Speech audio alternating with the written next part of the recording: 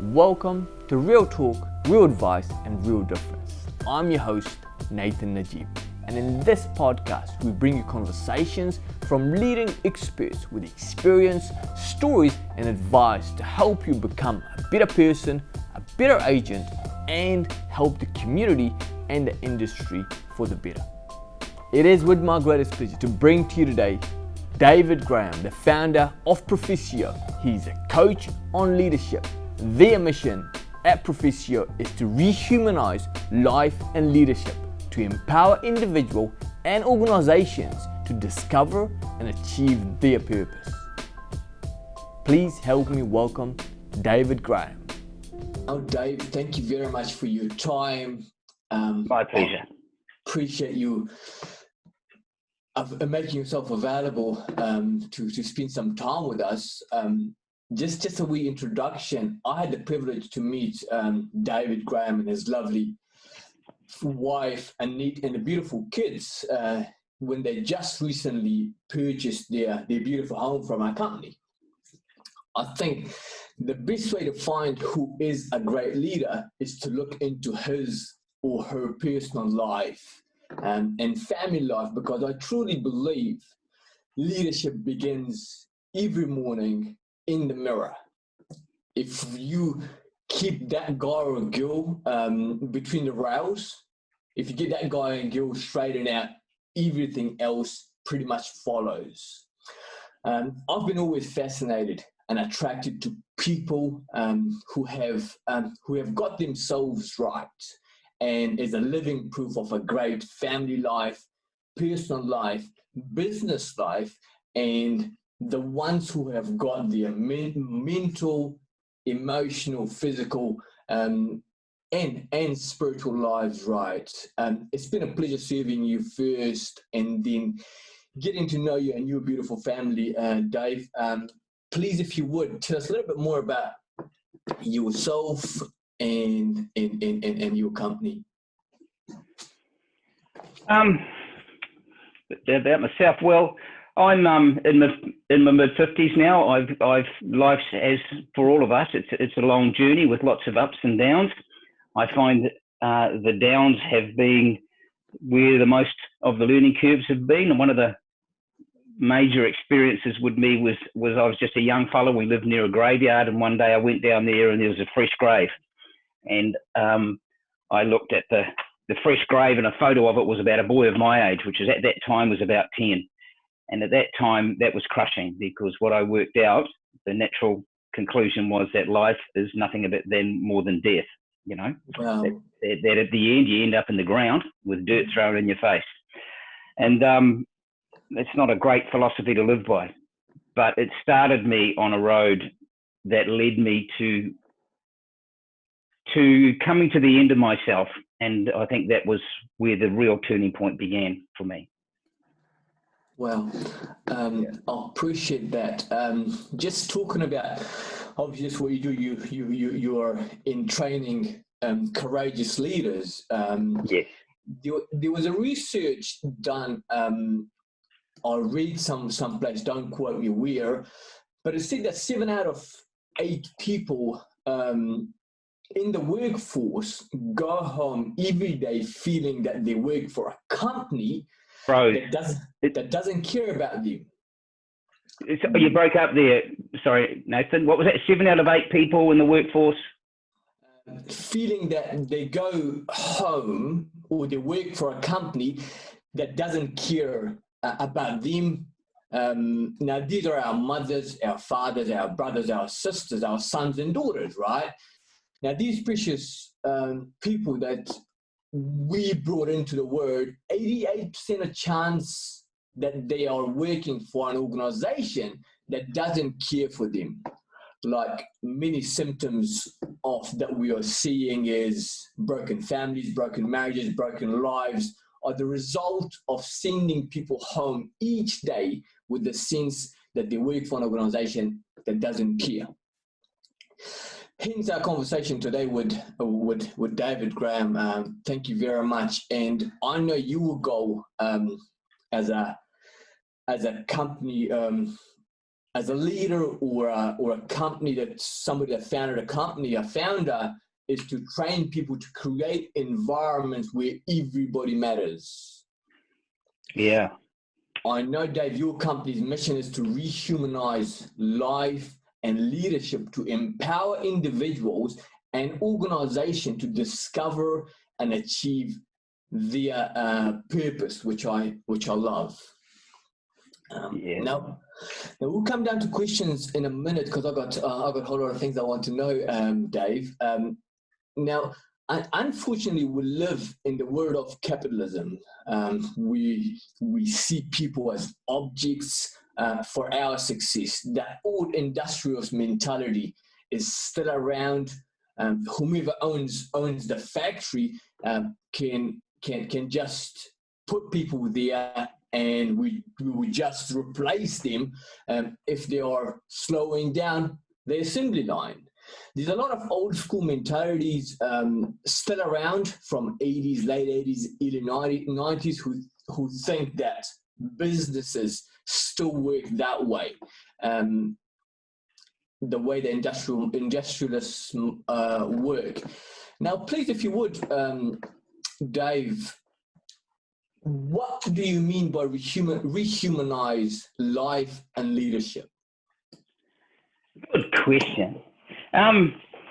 Rehumanizing life and leadership. I think what you're picking up on there, and one aspect of what you're picking up on there is that when we go to work, we're really only interested in what people produce. They become producers or resources. They are tools to move the company to where it wants to be, right? And that's why that's even connected, I think, to the way that we pay. We pay based on services rendered. They're not really participants or belonging. They're kept at a distance from the heart of the organization.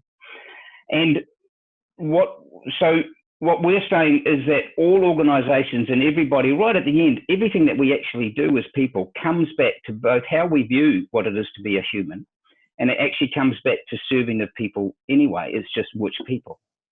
So for us, that means both a widening of the business of success markers, how we determine success, to actually say it's actually about people. Business has a massive degree of influence within the world, far more than it seems to really be responsible to, or perhaps even recognize, and so, but also it means things like working with people's gifts, so we're not just interested in what they do at work, we're interested in their whole life. I love that, because if you pull a typical dialogue of an organization, it's about numbers, it's about performance, it's about profit, instead of people, purpose, and performance. Now, you just explained, said that, it's like about numbers rather than people. What would a difference be of an organization that put people first as opposed to numbers? Well, numbers, this is often misunderstood, I think, because when you start putting people first, people hear that numbers are not important. So we sort of talk about numbers as being, money is to a business what air is to the body. You stop breathing, you're dead. So money is important, but money is a servant to us. It's a tool to us that enables us to serve people, and both our internal people and our external, our client base, society as a whole. So money is the goal behind money is not greed. It's that it can then be used to benefit others. Sure. Like you said, it's interesting when we look after people, that both our inside people, I'm talking about the organization, people that work for the organization, and the people that we serve. It's interesting that bank account take care of itself, right? Exactly. There's no room for folly or silly decisions, of course. Decisions are still important. For the firm that I work most with, so we're talking Harrods Group and and peer review. You know, that one's an accountancy firm, one's a consultancy firm. There's 24, 25 staff in there. Every time we meet with our own staff, we have tissues on hand. Wow. Because the way the conversation goes, I've described my job often as I make people cry. Explain. I know, which is freaky, dude, right? It's uncomfortable. But, I mean, it is uncomfortable. It took me a while to get used to it. But we talk about things that don't normally get talked about. And we talk about life, and we talk about, and things are actually connected, you know. We break them down into parts, but when we come into the office, the challenges that we have at home, we don't leave at the door. We're not robots. We're not puppets, you know, we're humans. So we talk about the whole thing. And what we've found is because we're actually committed to the other person, and that doesn't mean we necessarily even like them. It's a different kind of commitment from I enjoy the person. We're very fortunate that we do like them, but you know, that's not the commitment we make. The response of that commitment is there's a freedom in those people, and they choose to be at work, and they choose to engage in their job because they in turn care for the company. It's interesting, like you, when I was talking about 7 out of 8 people, 88% of our population go to work, go home, feeling that they work for an organization that didn't care about them, that they get stressed at home because of that, and then that stress comes back to home. Like you can't have 2 individuals, you can't live 2 lives, right? No, there's a lot of philosophy around all of the stuff that undergirds things. You know, you can track it down through time, how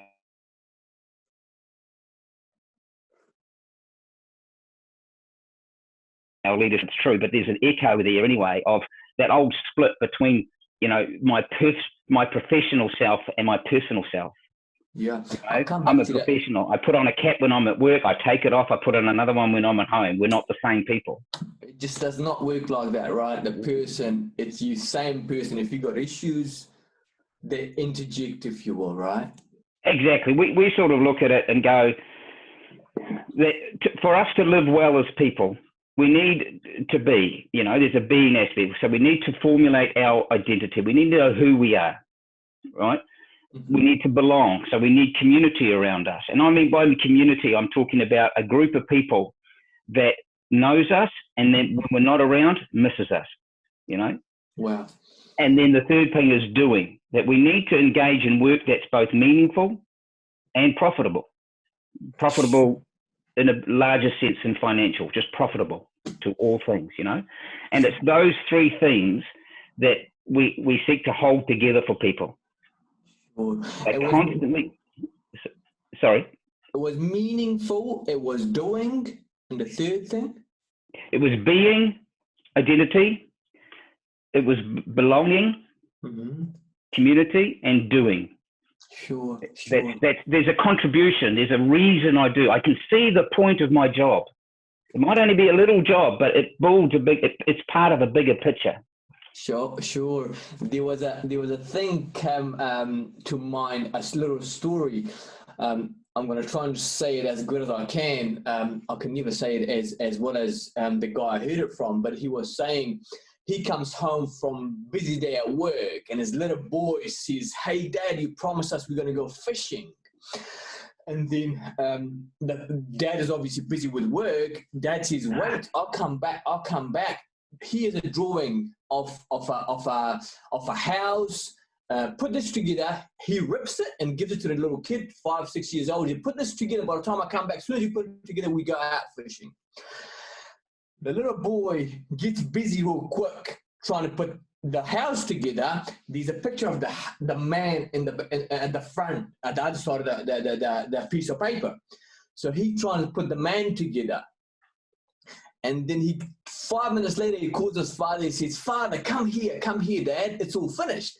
Dad said, "How the hell did you get it done in 5 minutes?" The little boy says, "I put the man together, and the house took care of itself." Okay. Yeah, nice.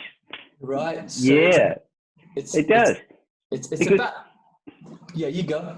I just say, I think we're going to say the same thing. It's actually about people. Everything is about people. And the more fragmented we become, the more fragmented we are. I mean, Sure. And yeah. once you get to one side of the life right, the other side takes care of itself. If the house, as I was talking about your beautiful family, I was like, when I saw you guys the first time, I was like, wow, these people, like, you know, the man knows how to have a beautiful family life. And then I find out about your business life, which is I appreciate too, which is amazing. Yeah. Well, thank you for saying that. I'm not sure. You're a humble man. The philosophy is interesting too, because, you know, about rehumanizing, picking back up on that, it wasn't long ago that the philosophers used to look at the human person as being an empty vessel that was born, and anything that went in experience and knowledge, right?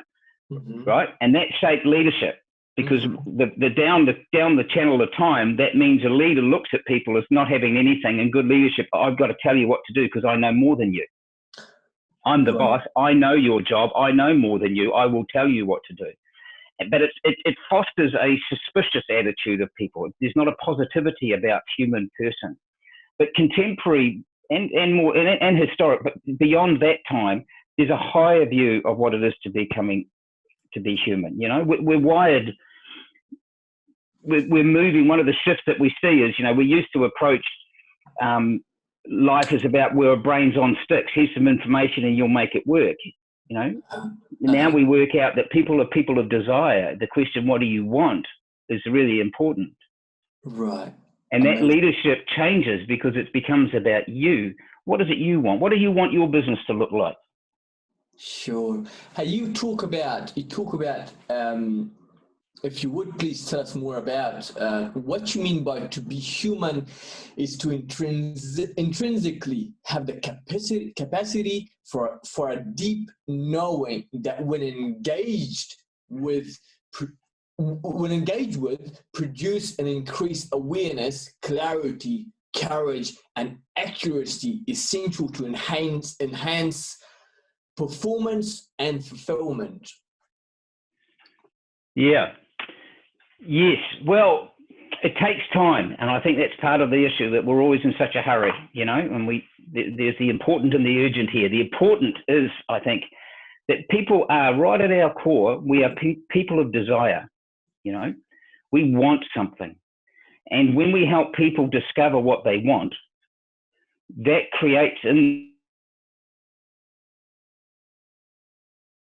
that lead to courage. And courage cannot... You cut off where you says when we lead people to discover.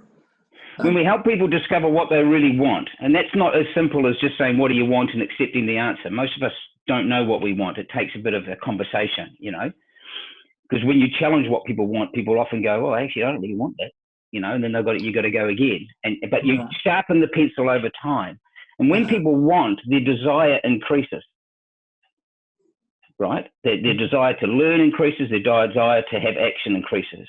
So then you help people determine what they want, they know what they want, they are then motivated to learn and to grow. In that learning and growing, they form conviction. Right. And conviction is expressed in courage. Sure. Determine what they want. Do you mean purpose of... Yes, I mean purpose. Exactly. Yeah. But we're wired for purpose, man. We do everything for purpose. Our eyes are purposeful, you know, we directly zone in on things. We're just purposeful people right at the core. So you're saying we came into this world with a purpose, but the purpose was taken out of us by the society.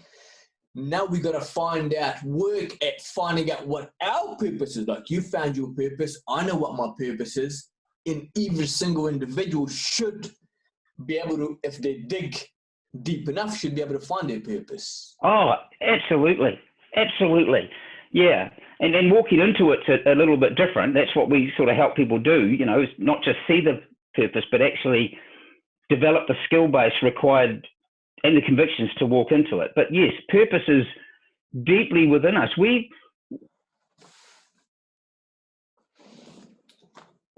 now, and he's a lecturer in a counselling school. He's the head guru guy. And I asked him, how much is a lack of purpose the result of your clientele? And he was 100%. 100% of his clientele as a counsellor, lack of purpose. They do not know what we get out of bed for in the morning. Who was that? There was a counsellor that you said you asked? Yep. James Arkwright. It doesn't matter. So, but you asked him what his purpose was, or what the purpose of people coming to him is? No. How much does a lack of purpose in people's lives, right, result in that? So, yeah, it's a rampant thing. You'll look at one of the wells and you'll see that to living well is holding true to what's important, not falling victim to cultural ideals and social conventions. The 5 rules we're going to come to, what you've got to. I know I'd like to hear more about it. I'm sure our audience will be very, very happy to hear about it. But before we go to that, tell me about growing courageous influencers. How do you mean? What do you mean by that? The big thing for me is, pick up on the word influencers first. We went for influencers over leadership because leadership has a sense of, I have a position. Sure. And that position gives me some would say the right, I would say a context from which to provide leadership. Mm-hmm. But you don't need a position to do leadership. So we went for influencers. Anybody can influence. Right. Just like our Prime Minister being 39 years old, and she's leading the country beautifully. It's that, like you said, you don't need to be, doesn't matter what race you are, doesn't matter how old you are, doesn't matter how young you are, doesn't matter. It's the position. There's difference between influencing people and being in charge or being the boss of an organization. Unfortunately, Dave, you can elaborate on this. Most organizations will send you on a 2-day leadership course and say, okay, well, congratulations, you're a leader now. I missed that. Sorry, Nathan, can you say that again? I was saying that what happens when you're talking about position leadership, being a boss as opposed to an influencer, most organizations send you on a 2-day course to a leadership, and you say, okay, congratulations, now you're a leader, officially you're a leader of an organization. If you elaborate on that, how is leadership something that it's a skill that's acquired, or is it you're born with? How do you feel? What would you say about that? I'd say to that question, both and, I think leadership is the core of leadership's really big and multiple, right? So we would never suggest that what we say encompasses all of leadership. We just have a work that we do. And we believe that people lead from who they are toward who they're meant to be, and we think that leadership is about holistic development of the person, and that the person, if you create the right environment, will want to work and does want to work. This is not empty dreaming. This is not naive. This is proven. Sure. I didn't ask you a question. I went waffly again. Can you remind me? I was saying, you just spoke about, my thing was most organizations send a person to a leadership course for 2 days and says, congratulations, you're a leader now. You just said that it's a skill that needs to be developed. You just don't become a leader in 2 days. Look, maybe this is a way of putting it.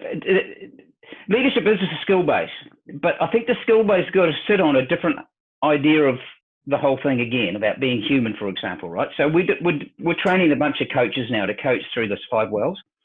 And what we talked about the other day was, in our first 2-hour meeting, I said, I want you to go away with 2 words. One is wisdom, and the other one is posture. So we talked about wisdom and the journey toward wisdom, and the capacity that we're all a pack of idiots if given the chance, but we're also capable of wisdom if given the chance. Let's just keep trying to feed the wisdom and stop being the idiot. We can do both. Right. But posture was what I was coming to here, and that is, what I meant by posture is a way of sitting into our leadership position. and it understands what it is to be a person, for example. So it understands that none of us are what we hope to be. We all have a carrier sense that we don't quite measure up. We've always been told things all our lives. We're still trying to find our way. So the seat of leadership includes things like compassion. Yeah. It includes things like inquiry, not telling, but actually inquiring, asking, what's going on in your world? If this is the job I want you to do, how do you think we should best do that? Not coming in on high as a boss, coming underneath and helping.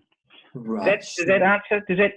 Yeah. Thank you. I appreciate that. You were saying that it's a skill that can be acquired, but it takes time. You don't become a leader overnight. It's the books that you read. It's the people that you're around. It's people that you sit down, the coaches, that teaches all the leadership skills, and you acquire over time, right? Yeah, you do. Yes, but but it's like that word integrity. That word integrity has now become to mean that I'm an honest person who's true to my word and so forth. Mm-hmm. But not long ago in history, that word integrity actually was connected closer to integration. That whatever comes out of our mouth is going to be deeply tied to who we are, and if there's a gap between who I am and what I do, you're going to be found out in some way, shape, or form. Maybe not by others, but certainly by yourself. Right. So we're talking about that being, belonging, doing it, integrated person. So that means that the payoff of that is the ability to stand firm in times of stress, anxiety, pressure, to have a sense of conviction. I'm not just doing this because it seems like it's going to get the right result. I'm going to do it because it's right. It's right for people. It's right for the country. It's right for the organization, So you were saying about integrity. You can't. It's the word integrity that I'm going to walk and say things, but it doesn't matter if I don't do them. But the reality is, you're saying like it's a part of you. You can't separate yourself. You say one thing and do another thing, because it's just a matter of time that other people may not find out. But sleeping at night, you have trouble. Yeah, it's a fragmenting. It's a pulling us apart. You see, there's all sorts of ways our society is currently pulling things apart. But what we're trying to do is address that fragmentation, pull people back so they're one, and then they can necessarily in a place of independence, and certainly not in a place of dependence, but interdependent. That we are together, but yet we are one, but we're also many. Right. Am I making? Yeah. It does make total sense. Yeah. About what would be like, over time that you've developed work with leaders, what's the traits of a great leader? If you would, if there was a few things that you could tell us about.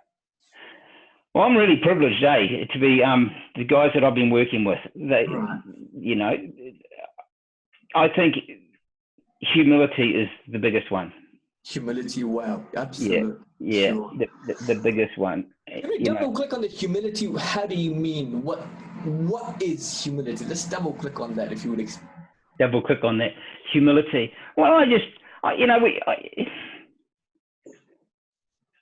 I talk about this stuff and other people do it, and then I'm severely challenged by it because I don't have as many opportunities to do it.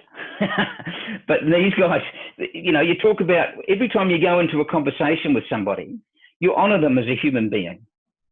They're same as you. There's two people gathered in this conversation.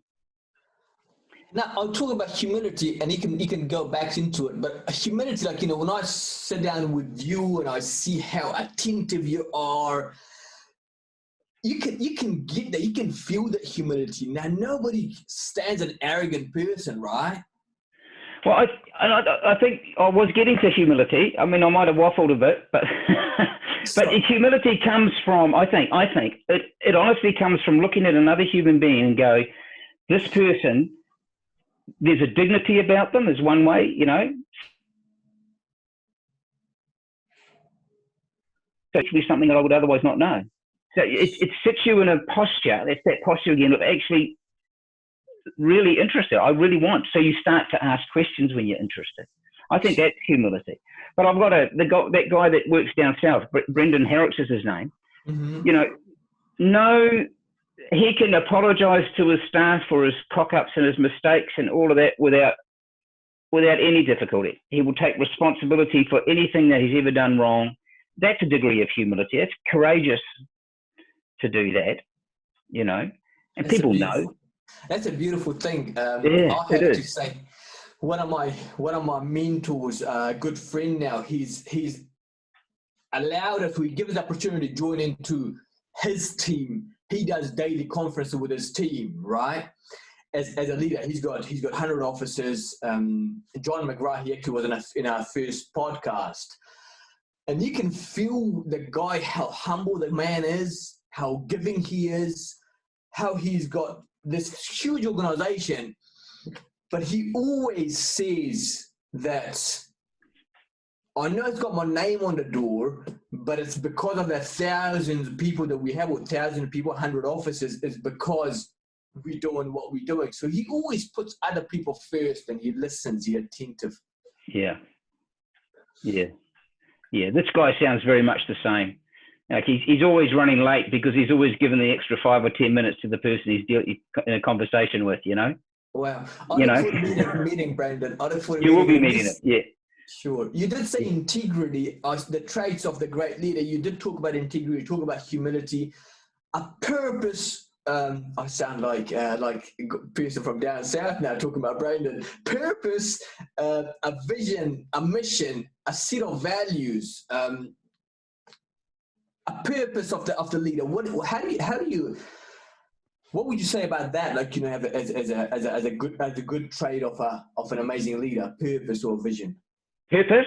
Mm-hmm. You did break up there. You're asking about purpose?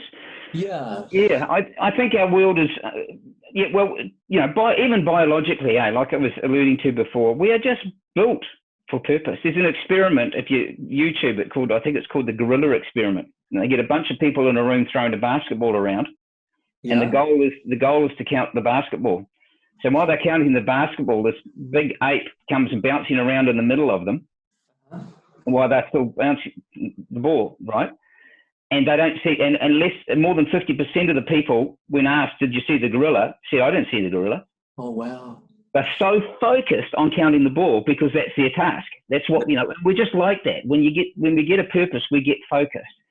So I would say purpose, and a purpose that catches not just the head and not just the wallet, but as a cause, a contribution.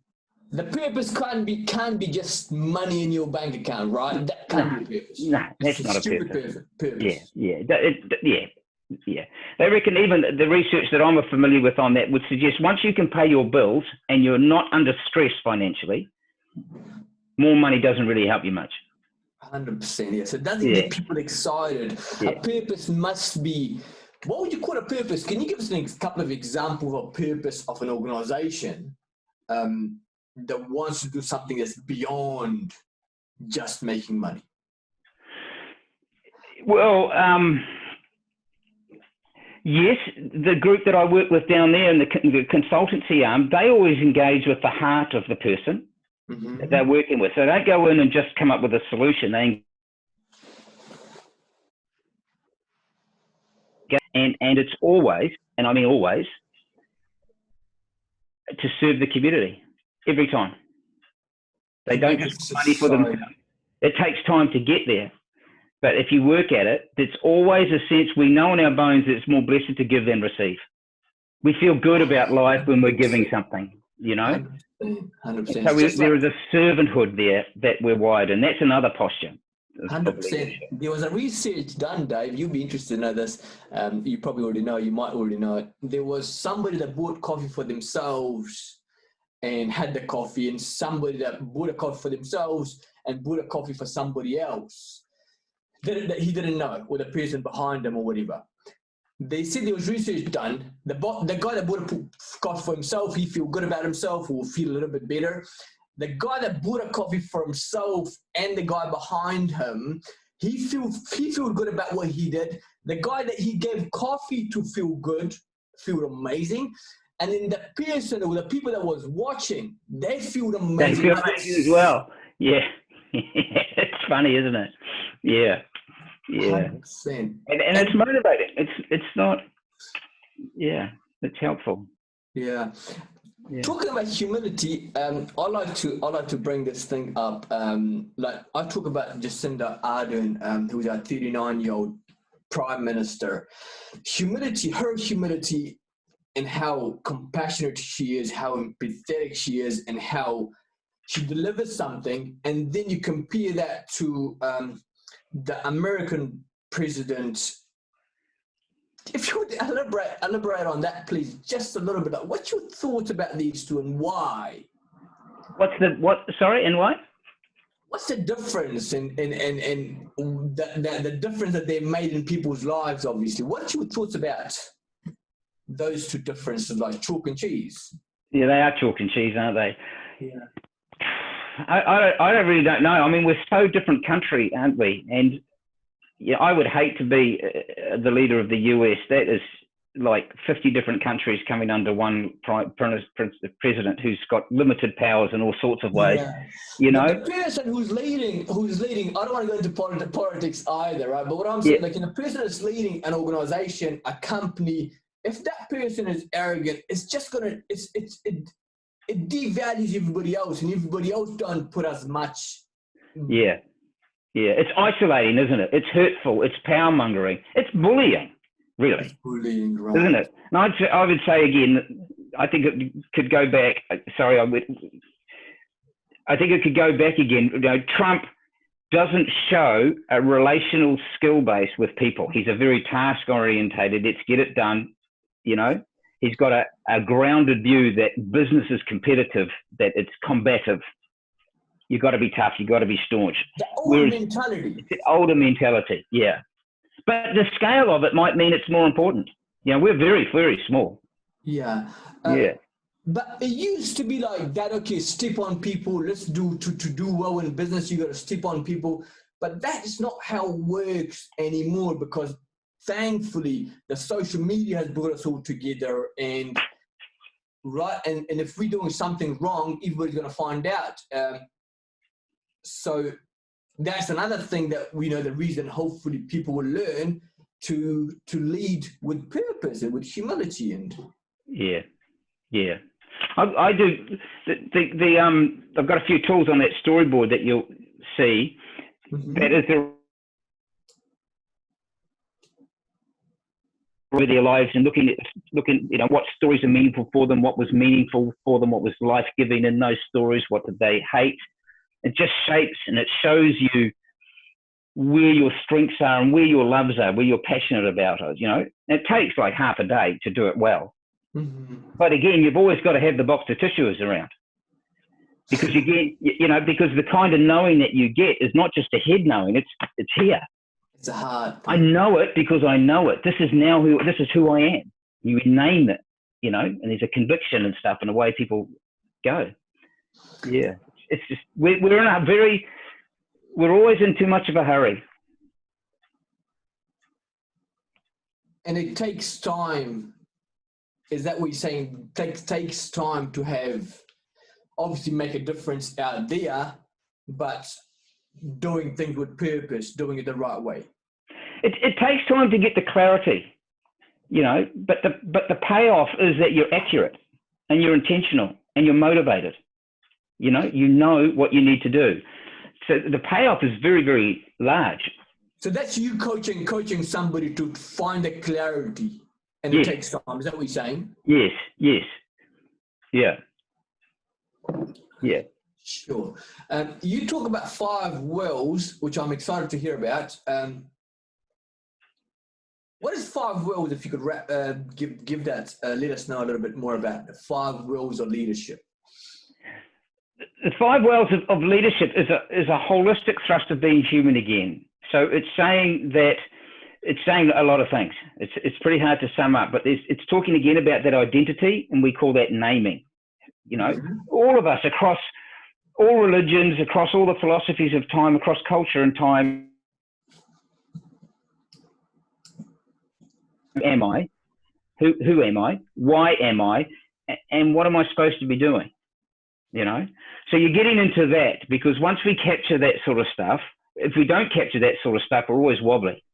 We're going to go, who am I? Why? Yeah. Why? And what do I do? What does it look like to live well? What does a good life look like? I don't know. Tell me, you know. Sure. We've got to find that, work that through. And that's the sort of thing that undergirds that naming, because we name down strongly a sense of, I know who I am when I get out of bed in the morning. I know why I'm here, and I know what I've got to do, that kind of thing. Not just at work, in life. Right. Finding the purpose of what you... Yeah. The purpose is everything. Naming is the strongest. Once you've got the naming right, a lot of things become common sense. A lot of things that you thought you needed a big training for and lots of skills about, they just come into common sense. I have been disappointed so many times preparing for a coaching session on a skill like delegation or assertiveness or something like that, to get there, and I don't need to do it at all because the person's got the conviction about who they are and what they do, and they're away. It's fascinating. Right. So, all my prep work was wasted. Different between leaders. I know. Your time is valuable. I want you to just different between leaders versus managers. If you're a leader and a boss, what would be a difference? What's a great leader?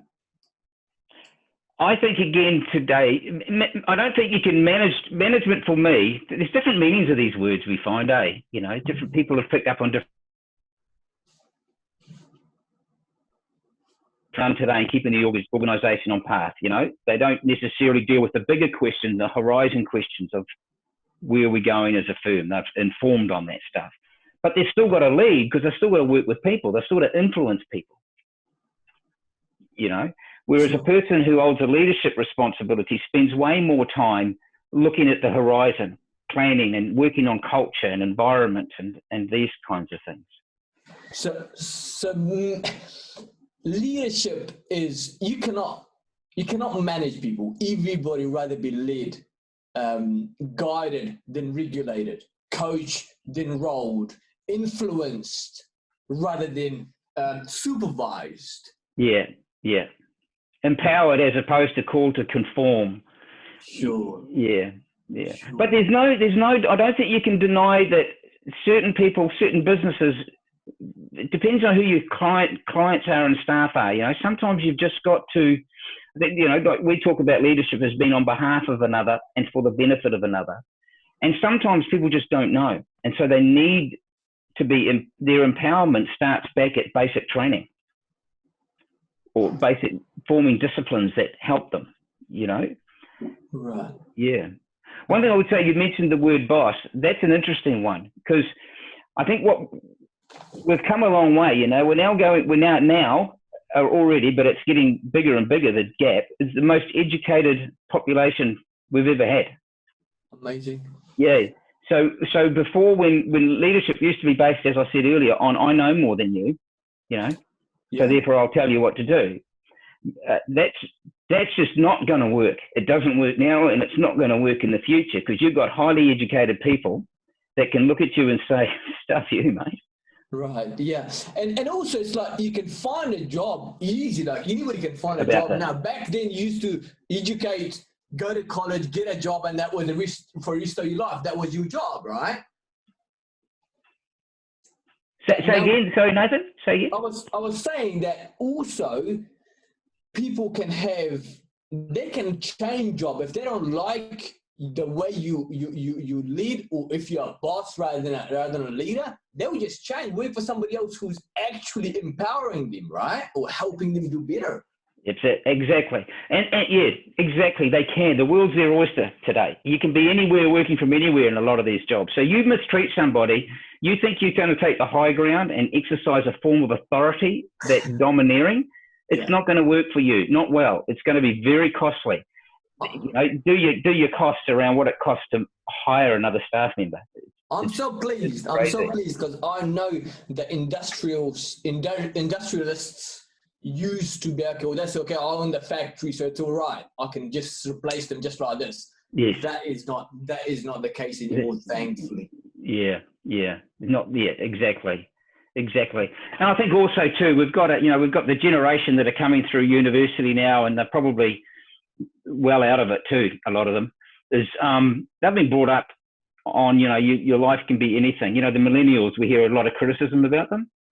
Sure. I actually have a very positive view of millennials. I think we just can't lead them the same way. Oh yeah? Well, there you go.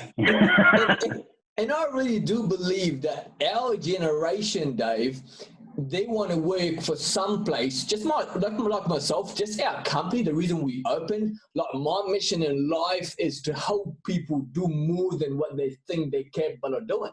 Yes. Nice. Yeah. And as I said, like, our generation, thankfully, is more of leaders, like actual leaders who are trying to help people do more than what they thought they could, and empowering people and actually treating people like people just rather than numbers. Yes, exactly. It's that simple, isn't it? Treating people like people. What's most important here? People. Absolutely. Your mission in life is obviously to help organization or rehumanize organization. What would be like if you explained that is my purpose in life? What would that be, Dave? How would you describe it? I'll show you something. Okay. This was given to me when I left a job 15 years ago, 2004, for 16 years ago. Can you read that little plaque? I can't read it for us, please. It reads, helping people find and fulfill their life's true purpose. Wow. And that's how I was summed up then. I love that. That is what sums up your purpose in life. That's me, man. That's me. Yeah. Wow. Yeah. I love that. I do appreciate your time. I know we've done over 45 minutes, and I have, like, my mission in life and everything that I've done in this podcast is to have real conversation, give people real advice, doesn't matter who they are, in order to make real difference in people's lives and the society. Because now with globalization and with all these things that we can chat online to the rest of the world, we can influence or empower more people than ever before. So I appreciate you. Thank you very much. We'll have your details down below. If anyone wants to reach out, which I highly encourage, to chat with you, Dave, because I know you're a brilliant, amazing man. Thank you for your time. Hey, cheers, mate. Thank you. Appreciate you very much. Okay.